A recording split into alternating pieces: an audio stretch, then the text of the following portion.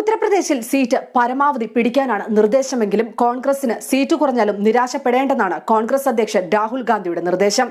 ചിലപ്പോൾ കോൺഗ്രസിന് അമേഠിയിലും റായ്ബറേലിയിലും മാത്രമേ വിജയിക്കാൻ സാധിക്കൂ എന്നാണ് വിലയിരുത്തൽ.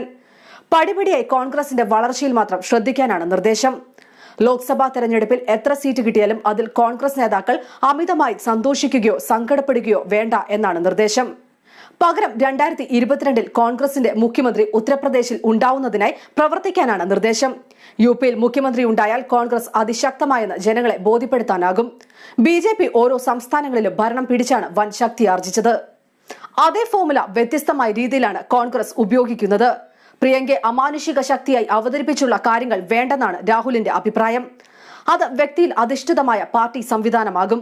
പകരം കേഡർ പാർട്ടിയായി കോൺഗ്രസിനെ മാറ്റാനാണ് രാഹുൽ ശ്രമിക്കുന്നത്. ഇതുവഴി ഉറച്ച വോട്ടുകൾ പാർട്ടിക്ക് ലഭിക്കും. അമേഠിയിലും റായ്ബറേലിയിൽ നിന്നുള്ള വോട്ടർമാരുടെ നിർദ്ദേശങ്ങളും ഇതിനായി സ്വീകരിക്കാനും തീരുമാനമുണ്ട്. കോൺഗ്രസിനെ ഏറ്റവും വലിയ കക്ഷിയായി ഉയർത്താനാണ് രാഹുലിന്റെ ശ്രമം.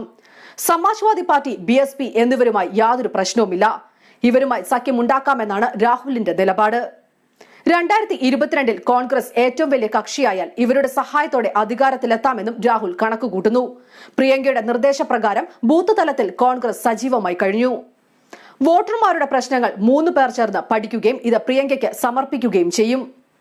ഇതിലൂടെ പ്രകടന പത്രികയിൽ ജനങ്ങളുടെ പ്രശ്നങ്ങൾ കൂടുതലായി ഉൾപ്പെടുത്താനാണ് രാഹുൽ തീരുമാനിച്ചിരിക്കുന്നത്.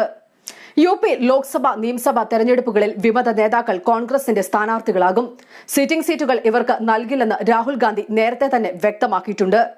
അതേസമയം പാർട്ടിയിൽ നിന്നുള്ള കൊഴിഞ്ഞുപോക്ക് പരമാവധി കുറച്ച് പാർട്ടിയെ ശക്തിപ്പെടുത്തുക എന്ന ലക്ഷ്യമാണ് രാഹുൽ ഗാന്ധിക്കുള്ളത്. അതിനായി പ്രത്യേക ടീമിനെ UPയുടെ ചുമതല നൽകിയിട്ടുണ്ട്. രാഹുൽ ഗാന്ധി, പ്രിയങ്ക ഗാന്ധി, ജ്യോതിരാദിത്യ സിന്ധ്യ എന്നിവർ മിഷൻ UPയുടെ പ്രവർത്തനങ്ങൾ ആരംഭിച്ചു കഴിഞ്ഞു.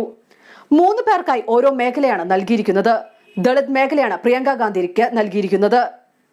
രാഹുൽ ഗാന്ധിക്ക് കർഷകരും സിന്ധ്യയ്ക്ക് മുന്നാക്ക വിഭാഗത്തെയുമാണ് നൽകിയിരിക്കുന്നത്.